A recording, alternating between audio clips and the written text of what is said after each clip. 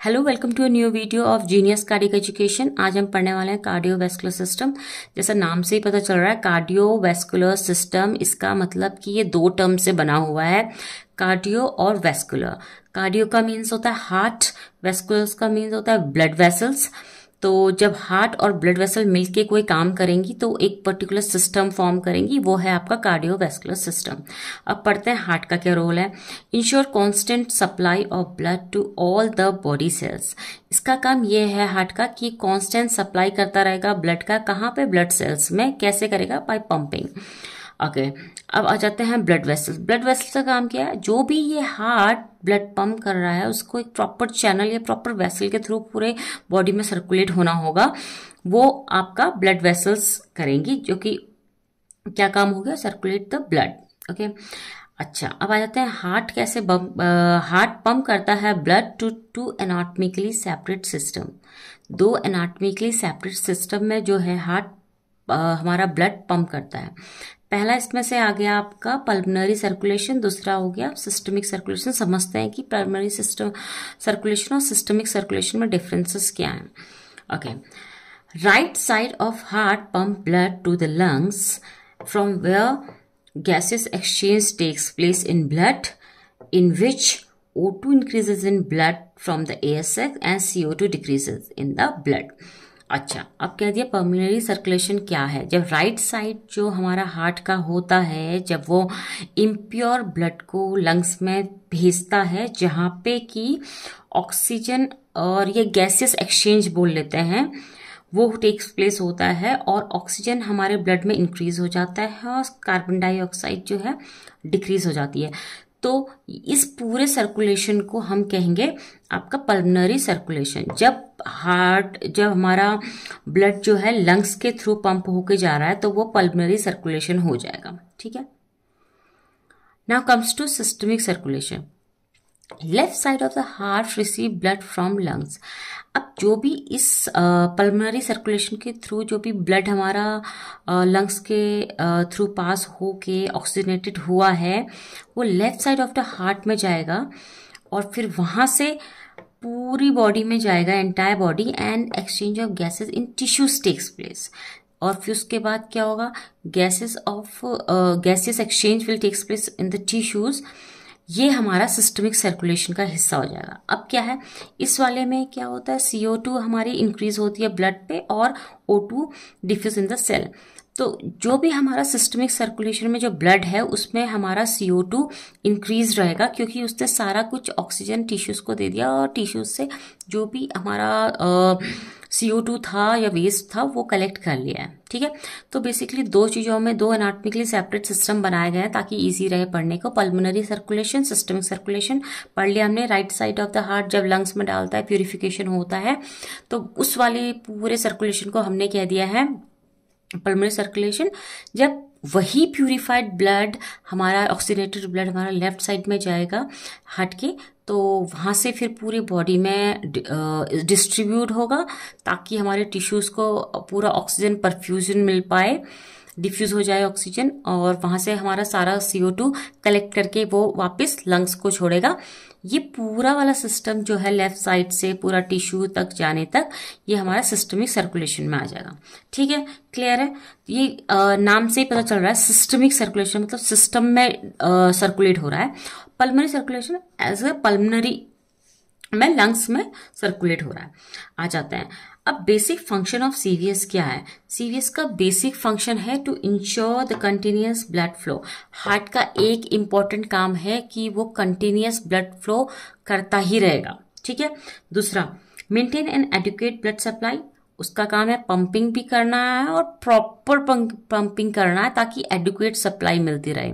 ऐसा नहीं है कि कुछ वेसल ब्लॉक हो और जो भी ऑर्गन या जो भी टिश्यू में जा रहा है उसको प्रॉपरली ऑक्सीजन परफ्यूज ही नहीं हो रही है या ब्लड परफ्यूजन ही नहीं हो रहा है, तो उसका काम है वो पूरे CVS का, हार्ट का ही नहीं, ब्लड वेसल्स का भी काम है कि वो परफ्यूज करे पूरा प्रॉपर ऑर्गन में। ठीक है, to perfuse cell with the constant nutrient and oxygen. जैसा कि हमने पढ़ लिया कि ब्लड को पूरा प्रॉपर देगा टिश्यू में, तो ताकि उसको न्यूट्रिएंट एंड ऑक्सीजन जो भी मिलने हैं वो वहां से मिल पाए।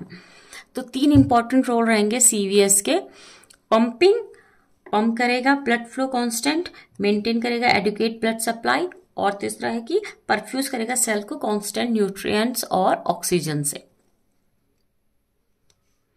नेक्स्ट हम आ जाते हैं ब्लड वेसल्स। ब्लड वेसल्स क्या हैं? Basically circulate blood, function is to carry the blood. जैसे हमने पहले पढ़ा इंट्रोडक्शन में कि ब्लड वेसल्स का काम है सर्कुलेट करना ब्लड को पूरी बॉडी में, उस फंक्शन ही यही है कि वो कैरी करेगा ब्लड को। अब depending upon the structure, function, size, ये सेवरल टाइप्स में डिवाइडेड है, जैसे कि arteries, arterioles, veins, venules and capillaries. ठीक है, इन सभी के अलग अलग नाम दिए गए हैं इनके स्ट्रक्चर, साइज और फंक्शन को लेके। ठीक है, आ जाते हैं पहले आर्टरीज में। आर्टरीज का क्या काम है? Carry blood away from heart, heart से ब्लड को दूर लेके जाएगा। ठीक है, इट कंसिस्ट ऑफ 3 लेयर्स। काहे की बनी होती है? 3 लेयर की बनी होती है, आउटर, मिडिल और इनर। आउटर को हमने कह दिया है ट्यूनिका एडवेंटिशिया, जो कि बेसिकली मेनली फाइब्रस टिश्यूज की बनी होती है। मिडिल लेयर जो हमारी ट्यूनिका मीडिया, स्मूथ मसल्स और इलास्टिक टिश्यूज की बनी होती है। और जो सबसे अंदर की है इनर लेयर ट्यूनिका इंटीमा, वो स्क्वैमस, इपिथेलियम और एंडोथेलियम की बनी होती है। ठीक है, तो आर्टरीज है, काम क्या था? ब्लड को दूर ले जाना हार्ट से। It consist of 3 layers, outer, middle, inner. हमने नाम पढ़े एडवेंटिशिया, मीडिया और इंटीमा। और काहे काहे की बनी रहती है वो हमने पढ़ लिया, fibrous, smooth muscle, elastic tissues और स्क्वैमस एपिथेलियम की। अब थोड़ा सा रोल पड़ता है इसका। It has thicker walls. कैसी वॉल्स होती हैं आर्टरीज की? आर्टरीज की वॉल्स होती है थिकर। ठीक है, थिकर क्यों है पढ़ते हैं, depending upon the size and function in tunica media, amount of muscles and elastic tissues varies to enable their diameter to control precisely to regulate the pressure.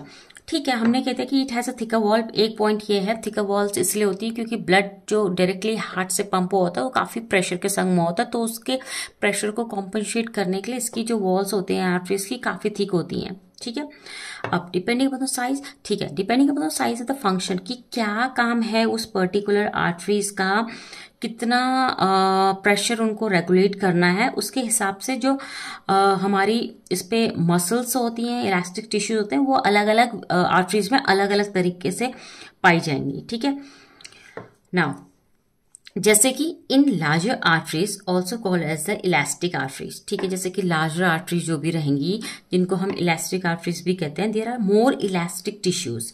उसमें क्या रहेंगी? मोर इलास्टिक टिश्यूज रहेंगी और less amount of the smooth muscles रहेंगे। ठीक, और वहीं पे कंपेयर करें तो स्मॉल आर्टरीज के संग also called as the arterioles, mostly उसमें क्या रहेंगी? स्मूथ मसल्स रहेंगी। तो जैसे कि हमने शुरू में यहीं पे पढ़ लिया था कि उनके साइज के हिसाब से, फंक्शन के हिसाब से उनमें जो भी स्मूथ मसल्स या इलास्टिक टिश्यूज वगैरह है वो वेरी करता रहेगा। ठीक, अब आ जाते हैं आर्टरियोल्स में, also called as the resistance vessel. Arterioles को हम रेजिस्टेंस वेसल भी कहते हैं। क्यों कहते हैं? Because they are responsible for systemic blood pressure. वो रिस्पॉन्सिबल होती हैं सिस्टमिक ब्लड प्रेशर के लिए, इसलिए हमने उनको आर्टरियोल्स भी कह दिया। ठीक है, इसके अलावा 1-2 टर्म्स को हमें समझना पड़ेगा, एनास्टोमोस और दूसरा एंड आर्टरीज। एनास्टोमोस क्या होती है? जैसे artery that form a link between main artery supplying an area. जैसे कि 2 आर्टरी हैं, मेन आर्टरीज हैं ये, जो कि किसी पर्टिकुलर ऑर्गन को या पर्टिकुलर एरिया को सप्लाई कर रही है, उनके बीच में कोई लिंक्ड है।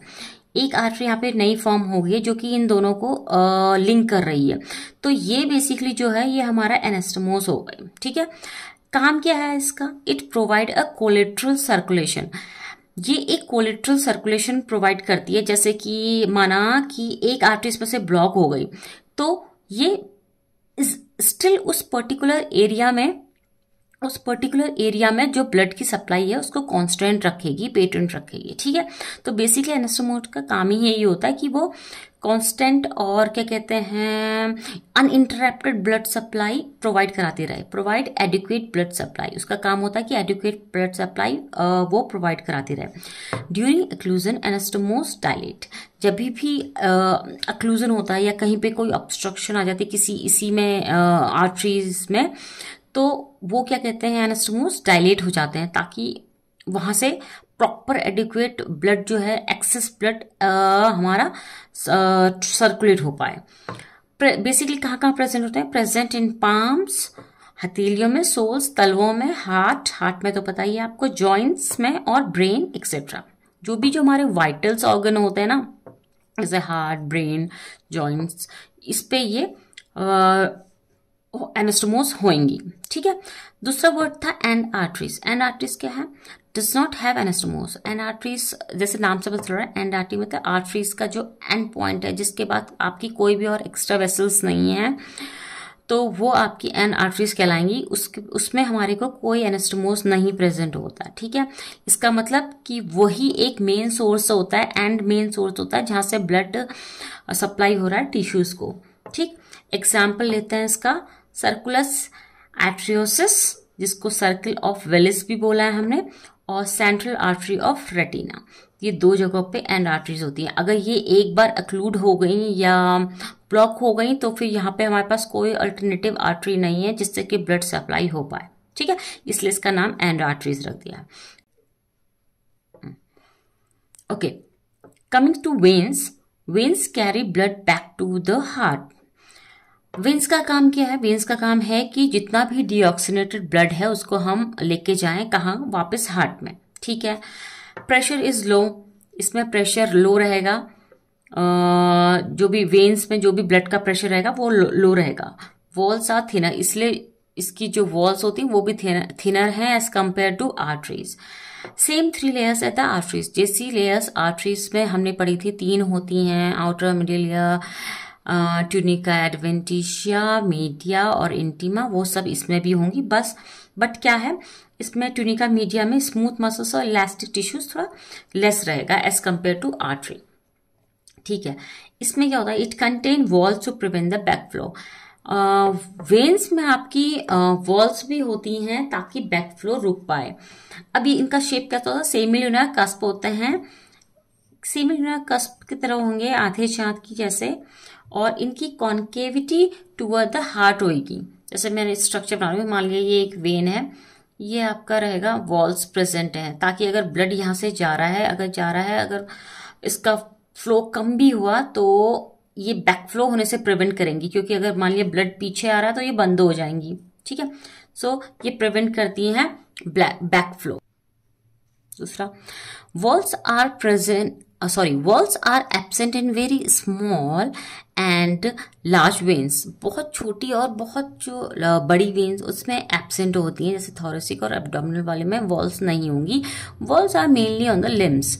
वॉल्स कहाँ होंगी? मेनली लिम्स में होंगी, और उसमें भी मोस्टली आपके लोअर लिम्ब में रहेंगी। ठीक है। It ensure and maintain one way flow. जैसे कि हमने पढ़ा कि बैक फ्लो को प्रिवेंट करेंगी, इसलिए वो अलाउ करेगी वन वे फ्लो, तो ईजियर रहेगा क्योंकि ब्लड जो हमारा है कम प्रेशर के संग है। ठीक है। तो उसको बैक फ्लो होने से बचाने के लिए ये वॉल्व का मेन रोल है। ठीक है। Next is venules. वेन्यूल्स क्या है? Smallest vessels are called as the venules. जो भी छोटी छोटी वेन्स होंगी उनको हमने वेन्यूल्स कह दिया है। Also called as the capacitance vessel. Capacitance vessel क्यों बोल दिया? क्योंकि ये लार्ज प्रोपोर्शन ऑफ ब्लड को हमारे होल्ड कर सकती हैं, इसीलिए। ठीक है। इनमें कैपेसिटी है to hold the large proportion of body blood, इसलिए हमने इनको कैपेसिटेंस वेसल्स बोल दिया। Capable of recoiling to prevent sudden fall in blood pressure. ठीक है। रिकॉइल कर सकती हैं, अपने साइज को वेरी कर सकती हैं ताकि सडन ब्लड प्रेशर फॉल ना हो। अच्छा, पढ़ते हैं कैपिलरी। कैपिलरी क्या है? Smallest arterioles break up into number of minute vessels. जो स्मॉल आर्टरियोल्स होते हैं जब वो और फाइन डिवाइड हो जाते हैं या ब्रेकअप हो जाते हैं इनटू द माइन्यूट वेसल्स, उनको बोलते हैं, जैसे कि ये एक मेन आर्टरी, एक स्मॉल आर्टरियोल हो गया और ये बाकी ऐसे ऐसे फिर और डिवाइड हो गया ना, तो इसको हमने बोल दिया कैपिलरीज। ठीक है। बेसिकली काय की होती है? सिंगल लेयर्ड होती है, एंडोथेलियल सेल्स की बनी होती हैं। Permeable for water and small molecules. Permeable हैं वाटर और स्मॉल मॉलिक्यूल, मतलब वाटर और स्मॉल मॉलिक्यूल्स के इसकी वॉल्स के थ्रू क्रॉस हो सकता है। Blood cells and plasma is impermeable. और ब्लड सेल्स और प्लाज्मा रहेगा वो इनपर्मेबल रहेगा, वो क्रॉस नहीं हो सकता। It form a vast network of tiny vessel. और ये बहुत बड़ा एक वास्ट नेटवर्क बनाता है टाइनी वेसल्स का। क्यों? क्योंकि यहीं से न्यूट्रिएंट और ऑक्सीजन सप्लाई होना है, तो एक प्रॉपर चैनल प्रोवाइड कराता है ये। फंक्शन क्या है, it links venules and arterioles, ठीक है, ये तो हमें पता ही है कि वेन्यूल्स और आर्ट्रियोल्स को, जहाँ पे दो जने, जैसे ये वेन्यूल्स है, जैसे आर्ट्रियोल्स है, ये दो जने, ये दोनों चीजें मिलेंगी तो एक कैपिलरीज का कैपिलरीज बनाएंगी। It is a site for exchange of substances between blood and tissue fluid. इसका मेन फंक्शन है कि यही एक इम्पॉर्टेंट साइट है for the exchange of substances, ठीक है, जहाँ पे कि between blood and tissue fluid और ब्लड के बीच में कम्युनिकेट करने का यही एक चैनल है, तो वो है आपका कैपिलरीज। रफली पढ़ते हैं, डायमीटर रहेगा 7 माइक्रोन और गार्डेड रहेगा, ठीक है। ये जो कैपिलरीज का बेड होएगा, कैपिलरीज जो एक नेटवर्क बना रहा है, ये एक गार्डेड रहेगा by a pre capillary sphincter, और वो स्पिंचर काहे का बना होगा, स्मूथ मसल्स का बना होगा, ठीक है।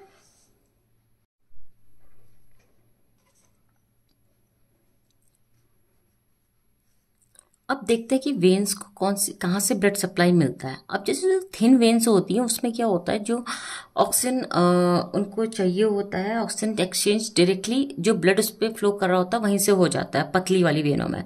जबकि थिक वॉल्स में आपका थिक वॉल जो अगर वेसल्स रहेंगी, ब्लड वेसल्स रहेंगी, तो उसमें आपका वेसोरियम आपका ब्लड सप्लाई करेगा, ठीक है।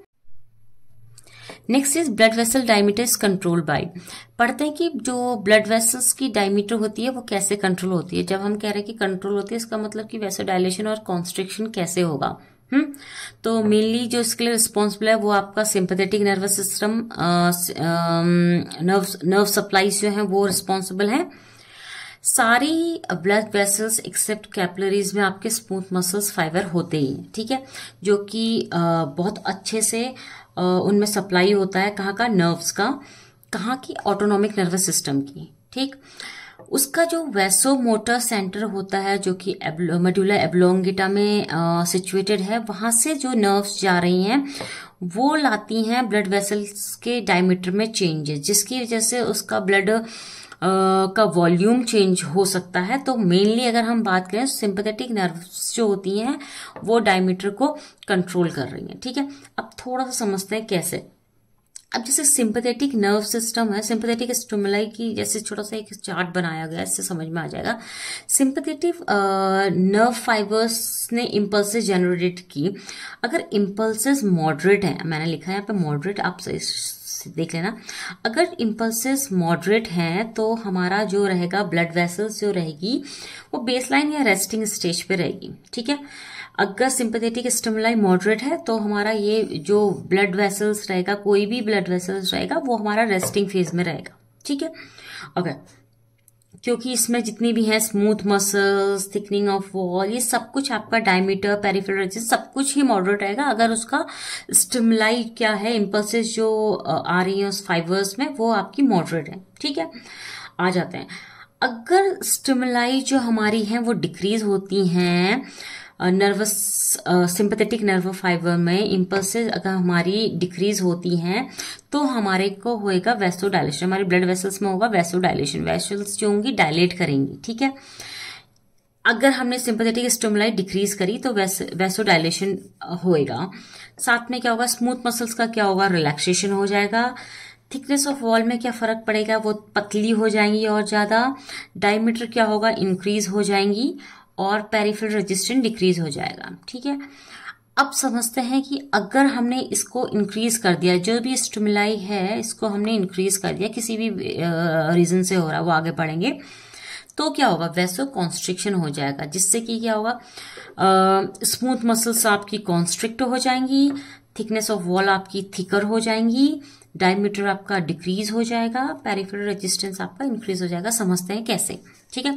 अब मॉडरेट की बात तो कर रहे हैं कि मॉडरेट है तो चलो ठीक है, सब कुछ मॉडरेट ही है, तो वो रेस्टिंग में है, आपकी ब्लड वेसल नॉर्मल जैसे ऐसे मान लेते हैं, ये ल्यूमन है तो नॉर्मल स्टेज में है।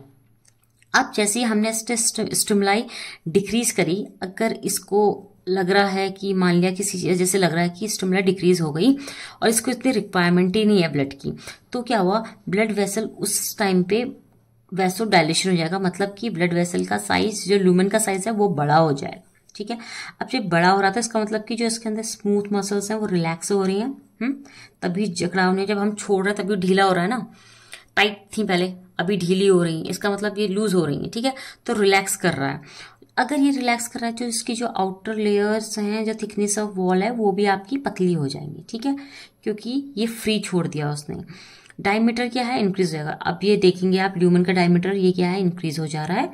और पेरिफेरल रेजिस्टेंस, जो इतना प्रेशर पड़ा हुआ था इसके आजू बाजू, वो भी हमारा क्या रहेगा, डिक्रीज हो जा रहा है। तो ये काम है जब स्टिमुलाई हमारी बहुत कम है, ठीक। अब हमने देखा कि एक कंडीशन की हमने स्टिमुलाई बढ़ा दी, तो उस पर क्या हो रहा है, अगर हम सिंपैथेटिक स्टिमुलाई बढ़ा रहे हैं तो हमारी जो वेसल्स हैं वो कॉन्स्ट्रिक्ट हो रही है, सिकुड़ जा रही है, वो सिकुड़, तो जिसकी वजह से क्या होगा, थिकनेस ऑफ वॉल क्या होगी, और थिकर हो जाएंगी, मोटी हो जाएंगी। और डायमीटर क्या रहेगा, ल्यूमन छोटा हो जाएगा। सारी मसल्स पास पास आ गई, सिकुड़ गई है ना, तो सारी पास आ गई, तो ये ल्यूमन है जो ऑटोमेटिकली छोटा हो जाएगा, ठीक है, डिक्रीज हो जाएगा। और पेरिफेरल रेजिस्टेंस, अब ये छोटा होगा तो इसमें जब भी ब्लड फ्लो कर रहा है तो पेरिफेरल रेजिस्टेंस, साइड का जो रेजिस्टेंस ये वॉल्स में हमारा पड़ रहा है, वो ज्यादा हो जाएगा, ठीक है। इजी है, ठीक है, एक दो रिवाइज के बाद ना इजी लगेगा। अभी कॉन्सेप्ट पढ़ते हैं ऑटो रेगुलेशन, ठीक है, कॉन्सेप्ट पढ़ते हैं auto regulation. Auto regulation, it is an ability of an organ to control its own blood flow according to the needs, ठीक है, हमें कुछ नहीं करना है, ऑटो रेगुलेट कर रही है बॉडी, जितना बॉडी को जिस ऑर्गन में जितना जिस टाइम पे डिमांड रहेगा तो ब्लड फ्लो ऑटोमेटिकली अपने नीड के हिसाब से चले जाएगा, ठीक है। तो इस फिनोमिना को हमने कह दिया auto regulation. Accumulation of metabolites in local tissue influences degree of dilation of arterioles and capillaries।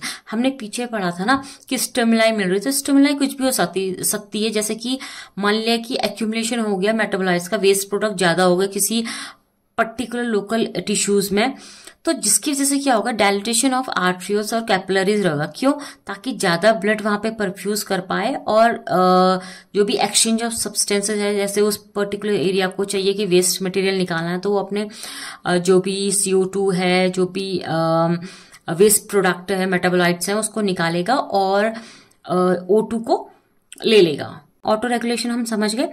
थोड़ा सा एग्जाम्पल लेते हैं, चाहे लैक्टिक एसिड एक्यूमुलेशन हो, चाहे CO2 एक्यूमुलेशन हो, चाहे नाइट्रिक एसिड एक्यूमुलेशन हो, चाहे टिश्यू डैमेज हो, चाहे शॉक वाला कंडीशन हो, ये कोई भी कंडीशन में बॉडी अपने आप को खुद ही सर्वाइव करने के लिए, खुद ही कॉम्पनसेट करने के लिए जो कि ब्लड वेसल्स को रेगुलेट करती है, उनके डायमीटर्स, जिसकी वजह से कि ब्लड फ्लो पर्टिकुलर पार्ट में इंक्रीज हो जाता है, और जिसकी वजह से ब्लड फ्लो इंक्रीज हो जाता है, ठीक है।